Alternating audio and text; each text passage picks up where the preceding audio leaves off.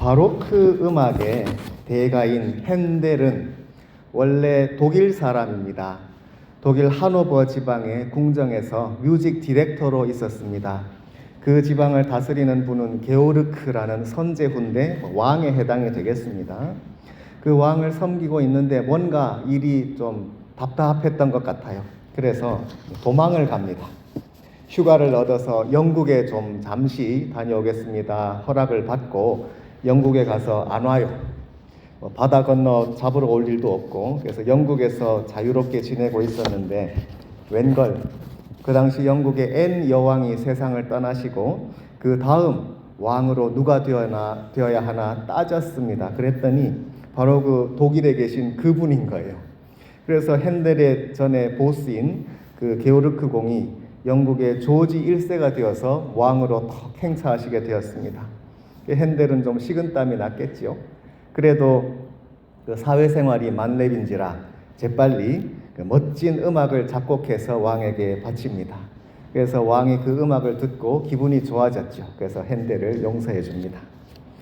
바로크 음악인데 이것은 그 당시에 왕과 또 귀족들에게 그들의 영광을 드러내는 그런 멋진 음악입니다. 왕이 어디에 행차하실 때 조용하면 심심하잖아요. 그래서 그때 배경음악으로 짜잔 짜잔 하면서 좀 멋진 음악을 이렇게 많이 작곡을 했습니다. 오늘 본문에도 이렇게 음악의 중요성을 알아서 음악에 아주 힘을 많이 줬던 왕이 등장을 하죠. 바로 바벨론의 느부갓네살 왕이 되겠습니다. 1절의 말씀 한번 함께 보겠습니다. 느부갓네살 왕이 금으로 신상을 만들었다 그랬습니다. 그런데 높이가 60규빗이라, 규빗은 이 팔꿈치 길이인데 90피트라고 되어 있지요. 그러니까 한 10층 건물 생각하시면 됩니다. 10층 건물 그 높은 신상인데 금이에요. 설마 그 안에도 다 금으로 채워진 않았을 거예요. 그것은 그 금의 가치나 기술로도 불가능했을 것 같고, 아마 안에는 뭐 다른 재질이고 금으로 입혔을 거다 그렇게 봅니다.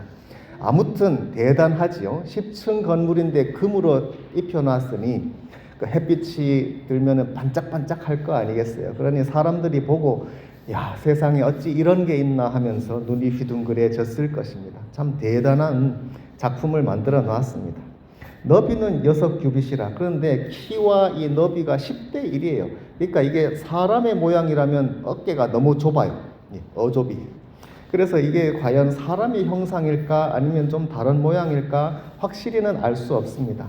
다만 60규빗 높이가, 너비는 6규빗이니까 6이라는 숫자가 나오고, 이따 보면은 또 악기의 개수가 6개거든요. 그러니까 666인데 너무 뭐 숫자의 의미를 둘 필요는 없고요. 다만 성경에서 6은 인간이 창조된 날이 6째 날이지요. 하나님이 6일 동안 천지를 창조하십니다. 3 곱하기 2거든요. 3일 동안에 이 배경을 무대를 만드시고 그 다음 3일 동안에 또 생물들로 채우시는 6일 동안 창조하시고 인간이 6번째 날이죠. 그런데 하나님의 창조는 6일로 끝나지 않고 그 다음 하루가 더 필요합니다. 하나님의 날, 하나님이 안식하신 날, 하나님을 생각하고 섬기는 날. 그래서 6 플러스 1, 7. 그래서 일주일이 7일이 되는 거지요.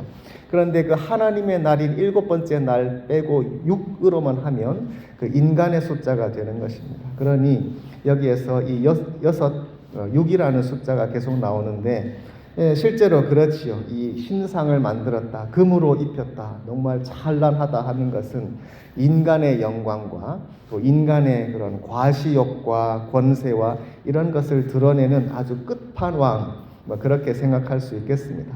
이 신상을 세워놓고 뭐라 그러냐면 사람들에게 절하라는 것이죠. 그러니까 이것은 이 왕이 자기의 권세를 자랑하고 백성들을 자기에게 복종시키는 수단이 되겠습니다. 바로 앞에 2장에서 우리가 보았던 것은 이 왕이 꿈을 꿨죠. 그래서 꿈의 신상을 보았는데 그 꿈은 머리는 금이고 그 다음 아래는 은, 동, 노 이렇게 철 이렇게 가면서 결국 하나님이 다 없애실 그런 꿈을 꿨습니다. 그런데 이 왕이 아마도 그 꿈의 내용을 깊이 생각하지 않은 거죠. 잊어버렸든지 아니면 자기가 뭔가 거기에 대항해서 자기 마음대로 또 해보려고 했는지 모르겠습니다. 그래서 그 왕의 권세는 금으로 머리로 끝난다 했는데 자기가 세운 신상은 금으로 다 입혔고 백성들이 다 절하라 그럽니다. 백성들이 스스로 절하는 사람들도 있었을 거예요. 와, 우리 왕이 저렇게 대단한 분이다. 저 위대한 권세 앞에 내가 절해야지.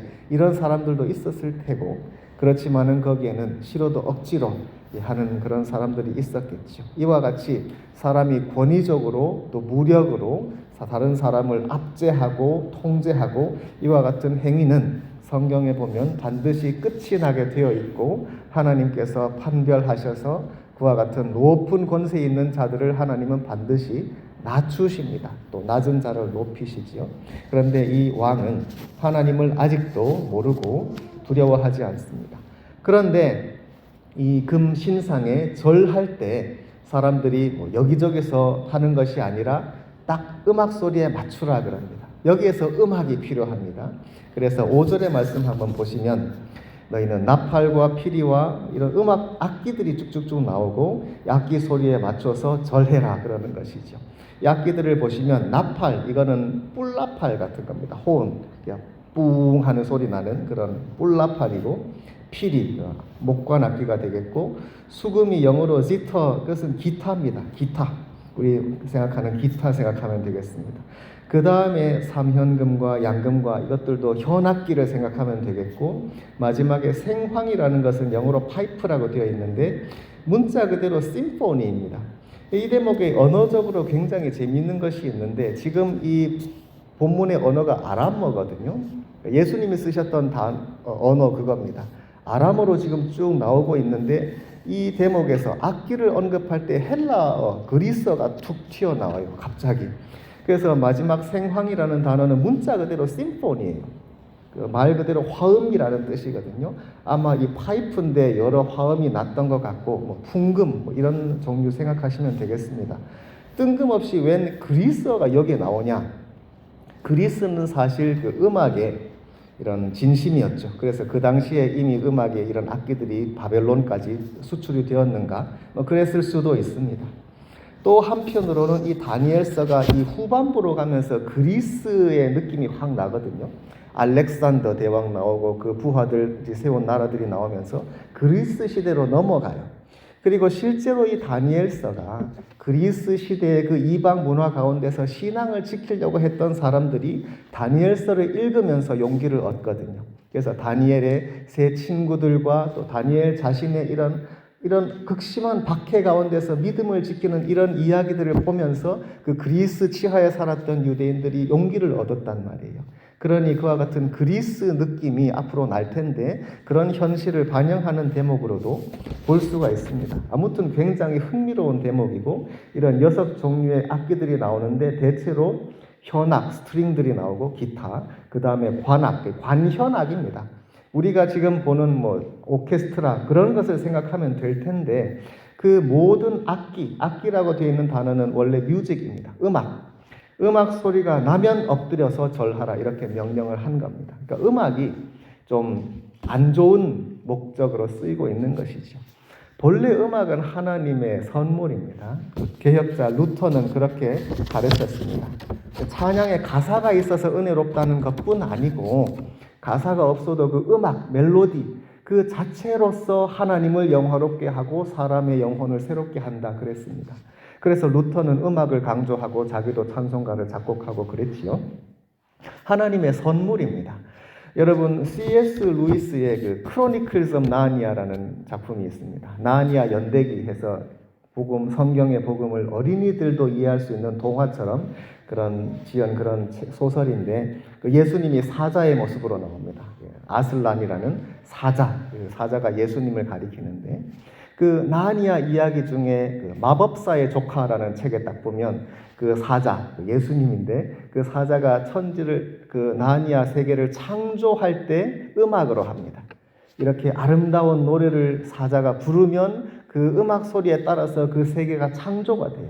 음악은 그것처럼 하나님의 놀라운 선물이고 너무너무 은혜롭고 그런 것인데, 지금 우리들은 음악을 좀 잘못 쓰고 있고, 이 본문의 이 왕도 음악을 자기의 욕심을, 자기의 목적을 채우기 위해서 마음대로 잘못 사용하고 있는 것이죠.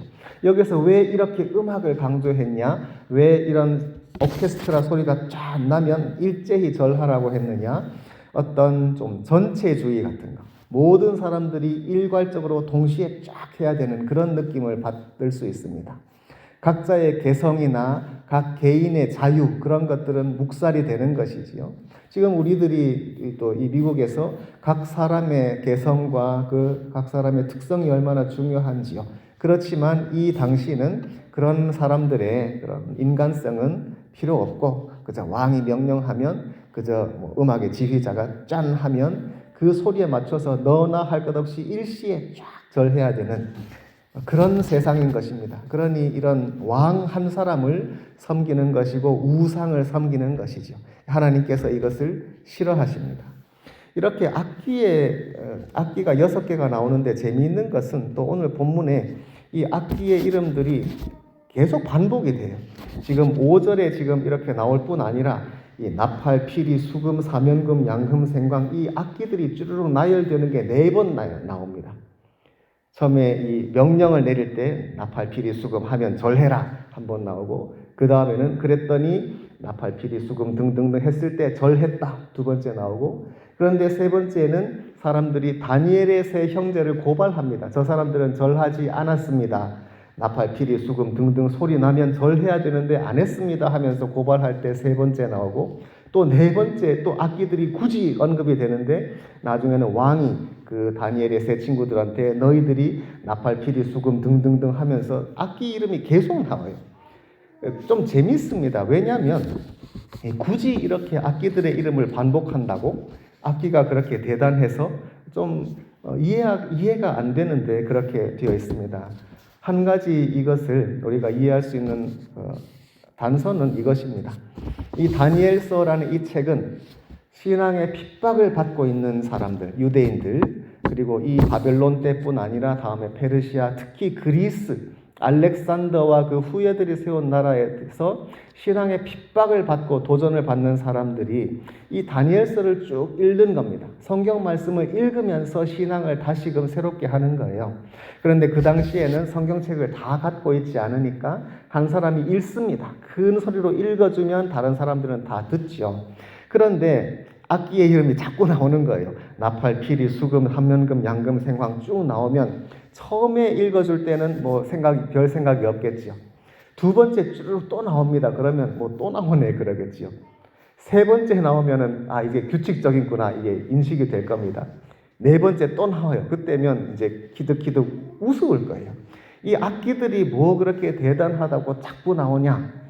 이 왕은 지금 굉장히 심각하게 아주 무서운 그런 기세를 가지고 백성들을 절하라고 압제를 하고 있는데, 이게 이렇게 조금 한 발짝 뒤에서 물러나서 보면 이게 얼마나 우습냐, 어떤 세타이어라고 풍자하는 그런 느낌이 있습니다. 지금 이 왕이 하는 이 짓을 한번 보면 너무너무 좀 웃깁니다.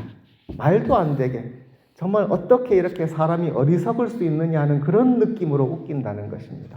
금으로 신상을 높게 만들어 놓고 그러면 사람들이 음악 소리에 맞춰서 다 일제히 절하는 그 모습, 이게 얼마나 비인간적입니까? 말도 안 되는 것입니다.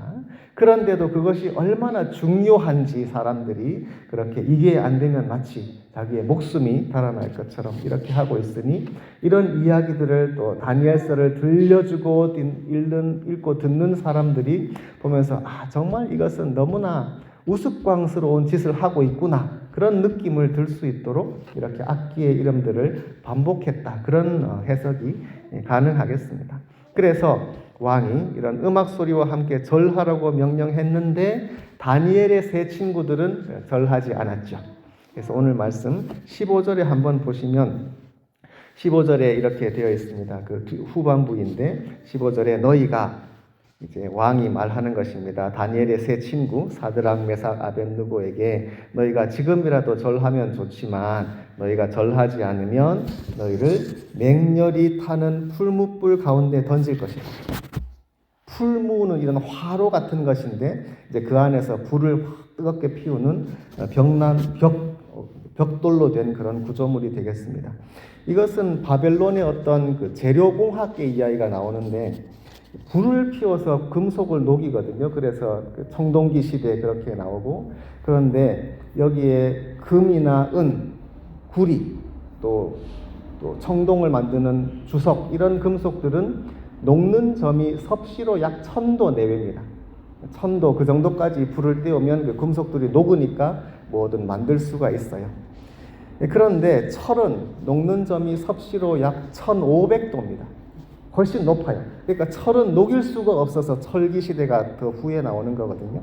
그런데 철을 녹이는 1500도까지 도달하려면 그냥 야외에서 그냥 이렇게 나무를 떼어서는 안 되고, 이게 벽돌로 쌓아서 불을 가두어야 돼요. 그래서 이렇게 화로, 풀물을 만들고 그 안에다가 연료를 때려 넣어서 그 안에다 불을 피우면 열이 도망가지 못하죠. 그래서 온도가 1500도까지 올라가는 것입니다. 그런데 그렇게 막아 놓으면 공기가 안 통하니까 바깥에서 열심히 그 부채 같은 걸로 펌프질을 해줘야, 그래서 열심히 펌프질을 하면 그 안에서 온도가 1500도까지, 섭씨 1500도가 되어서 철이 녹죠. 그래서 철기 시대가 되는 것인데, 이 바벨론이 자랑하는 이 풀무불, 그러니까 이 대목은 그냥 불을 떼었다는 정도가 아니라 자기들의 과학기술을 과시하는 느낌이 있습니다. 성경에도, 이게 성경이 다 영적인 이야기고 기도하고 찬양하는 이야기가 물론 주되지만 실제로 그 당시에 현실의 역사가 나옵니다. 그래서 그 당시 사람들이 어떻게 그 기술을 가지고 서로 다른 나라들을 정복하고, 그런 역사적인 배경도 중요하거든요. 그런데 이 바벨론 나라는 이런 우수한, 또 평지에다가 그런 풀물을 톡톡 세울 정도로 그런 기술을 가지고 있었으니까 그런 것을 가지고 다른 나라를 정복했던 이런 지식을, 또 기술을 자기의 무력과 자기의 권세를 이용해서 사용하려고 하는 인간의 그런 죄된 모습을 여기서도 볼 수가 있습니다. 그래서 풀물을 딱 해놓고 절하지 않으면 이 뜨거운 풀무에 집어넣겠다. 그리하면 능히 너희를 내 손에 건져낼 신이 누구이겠느냐, 이렇게 말합니다. 그랬더니 이 세 친구들이 거절을 하죠. 거절을 했더니 왕이 아주 화가 났습니다. 7배나 더 뜨겁게 하라 그랬습니다.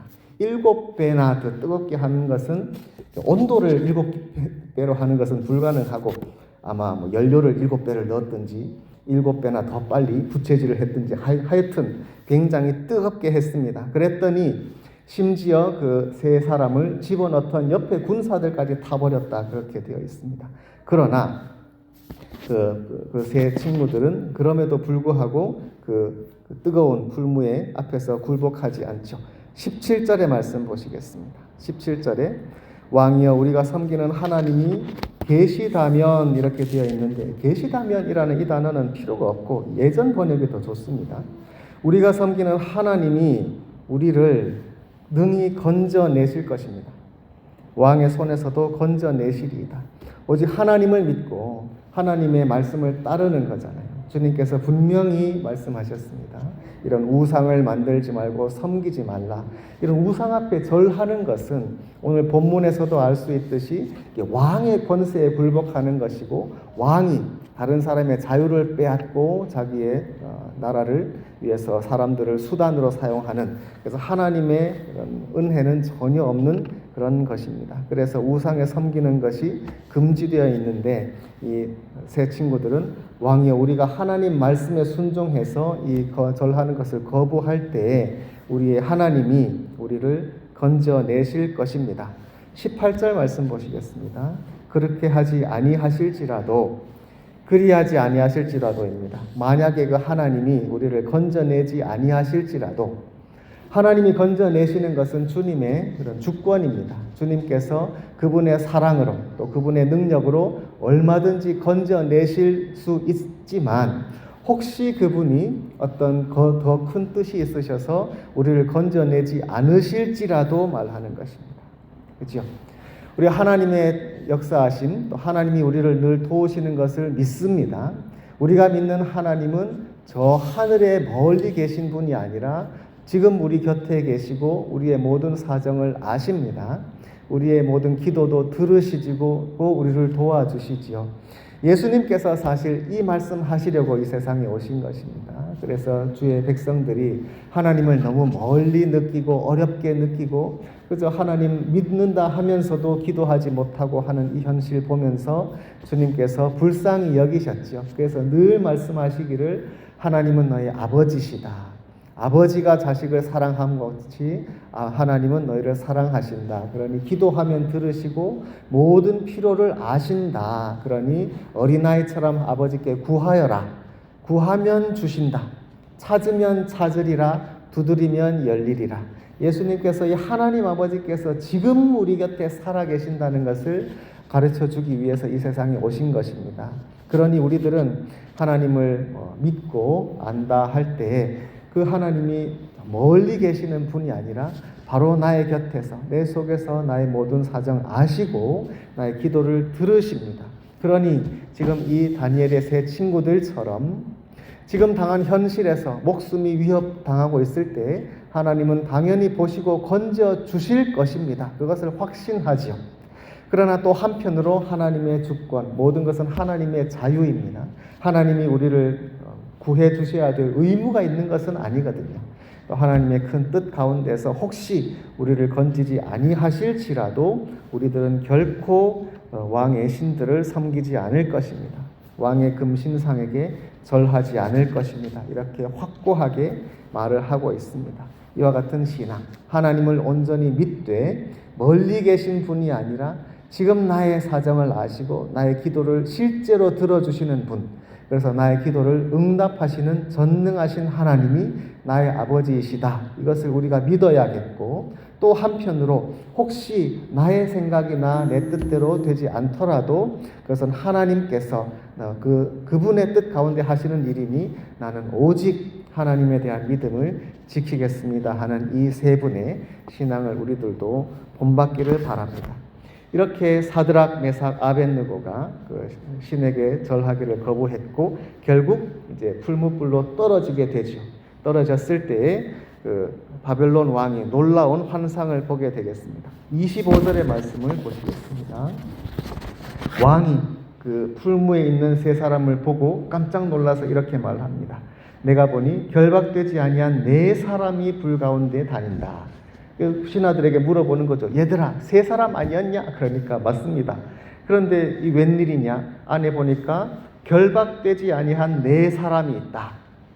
결박했거든요. 그래서 그 불 속에 던질 때 군사들이 꽁꽁 묶어서 집어넣었는데 불 속에 들어갔더니 그 손발을 묶었던 결박은 다 타서 없어져 버렸고 그런데 그 몸과 또 옷과 또 모자와 이런 것은 멀쩡했습니다. 불같은 시련이 우리에게 올 수 있죠. 그런데 그것이 얼른 보면 두렵고 누구나 꺼려하지만 그 불같은 시련이 있을지라도 저것은 나에게 아무것도 아니다. 저 불이 나를 해할 수 없고 도리어 나의 믿음을 정금과도 같이 순수하게 만들어주는 것이다. 이와 같은 믿음이 있을 때 그 불이 나의 필요 없는 결박을 풀어버립니다. 평소에 이 세상에서 두려움 가운데 있을 땐 우리가 매여 있죠. 손발이 매어 있고 두려움과 염려와 그런 것에 종노릇할 때가 많습니다. 그러나 이런 시련이 오면 고난과 이런 괴로운 일이 오면 얼른 보면 이거는 힘든 일 같지만 그러나 그 불이 도리어 우리에게 축복이 될 수 있습니다.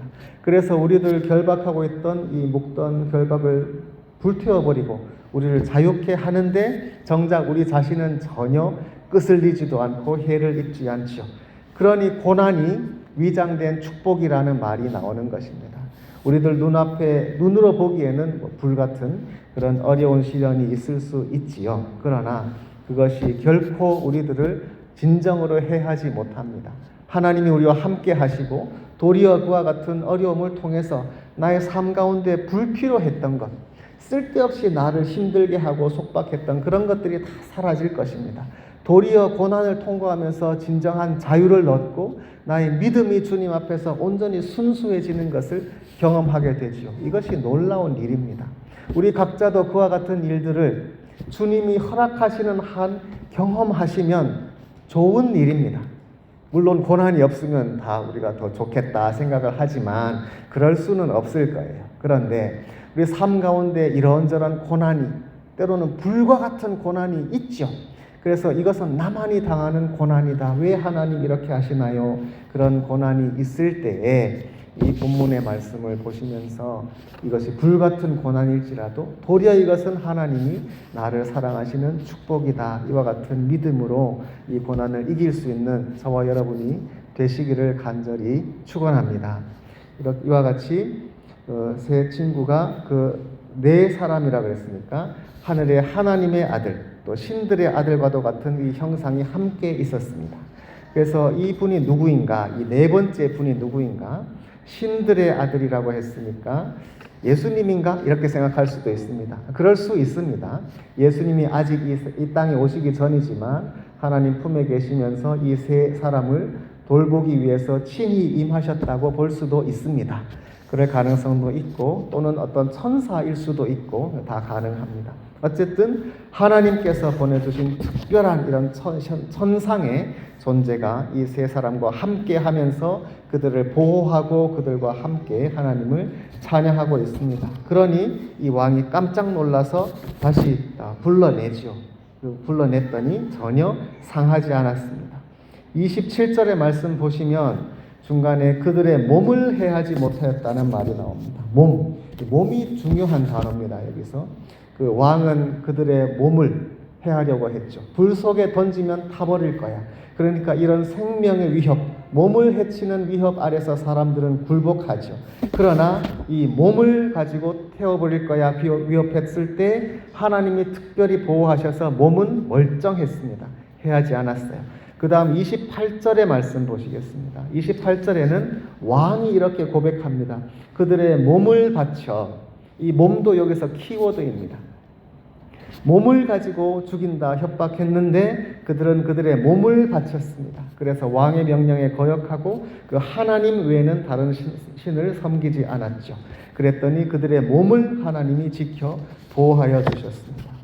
이 다니엘서가 나중에 그리스 시대에 그 백성들의 신앙을 지켜주는 책이었다고 말씀드렸잖아요. 나중에 이 대목이 부활신앙으로 연결이 됩니다.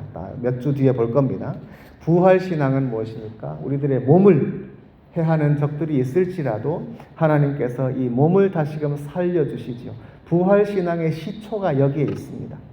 그래서 우리들의 몸을 죽이되 영혼을 죽이지 못하는 자를 두려워하지 말고, 예수님 말씀에 몸과 영혼을 다 지옥에 던질 수 있는 그분 하나님을 두려워하라는 말씀이 있죠.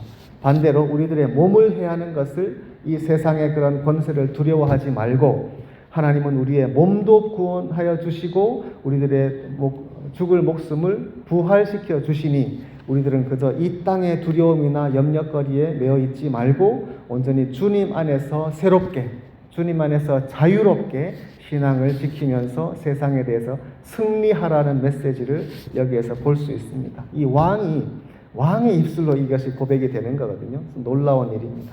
그래서 그들은 몸을 바쳤다. 몸을 하나님께 드렸더니 하나님께서 친히 보호하셨다는 이런 고백을 이 왕이 하고 있습니다.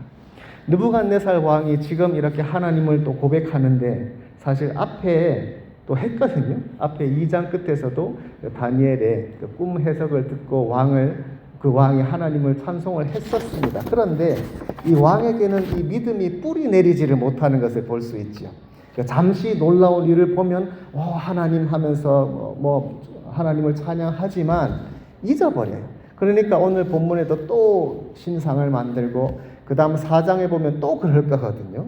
그러니까 신앙의 뿌리가 내리는 것이 참 중요하다. 그럼 어떻게 하면 되겠습니까? 우리가 하나님을 알고 하나님을 경배하고 하는 것이 단일회적으로 끝나면 안 되고 지속되는 것이 중요한데 제일 좋은 방법은 성경을 읽는 것입니다. 성경. 이 느부갓네살 왕도 성경을 읽지 않았겠죠. 그러나 이 다니엘과 세 친구들은 워낙 성경 말씀으로 어렸을 때부터 잘 교육받았고 성경 말씀에 확실하게 하나님이 우상을 섬기지 말라는 말씀이 있으니 그 말씀 그대로 순종한 것입니다. 성경 말씀이 우리에게 하나님의 말씀으로 들려지고 그 가운데 믿음이 자라나게 됩니다. 불확실한 것이 있을 때 성경 말씀이 우리들에게 빛을 비추어 주시고 확실한 답을 주시기 때문에 우리들이 확신할 수 있지요. 그리고 믿음이 자라날 수 있습니다. 이와 같이 말씀을 통해서 하나님의 말씀을 또 성경을 통해서 계속 듣고 읽을 때에 우리들의 신앙이 뿌리가 내리게 됩니다. 그래서 결국은 이런 불같은 시험이 있어도 흔들리지 않죠. 지금 우리에게 믿음 주신 하나님께 감사드리고, 그런데 이 믿음 끝까지 지켜서 하나님 아버지께 영광 올리기 위해서도 성경을 많이 읽으시기 바랍니다. 그래서 그 속에서 들려주시는 하나님 말씀 가운데 우리도 이 다니엘의 친구들처럼 세상을 이길 수 있는, 세상으로 인해서 두려움이 또 염려가 없는 그런 복된 삶을 살 수 있도록 주님께서 돌봐주시기를 간절히 원합니다.